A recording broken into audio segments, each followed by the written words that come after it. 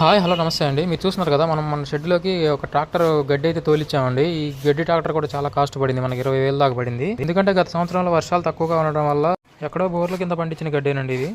వరి పంటలు తక్కువగా పండడం వల్ల మనకి గడ్డి సరఫరా కూడా తక్కువగా జరగడం వల్ల ఈ రకంగా రేటు పెట్టాల్సి వచ్చింది.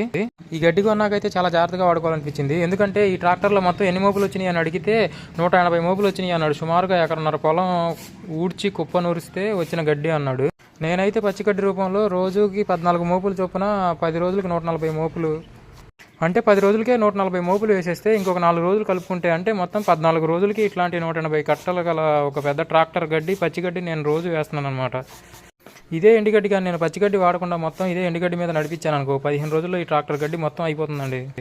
ఇంకొకటి ఏంటంటే మనం పచ్చిగడ్డితో పోల్చుకుంటే మనం 15 రోజులకే ఇటువంటి ట్రాక్టర్ పచ్చిగడ్డి ఈ పశువులకి వేస్తున్నామండి. అట్లా నెలకి 2 ట్రాక్టర్ల పచ్చిగడ్డిని మనం ఈ పశువులకి వేస్తున్నాము. ఇంతవరకు ఎలా చేస్తున్నానో ఊహించుకోవడానికి చాలా కష్టంగా ఉంది.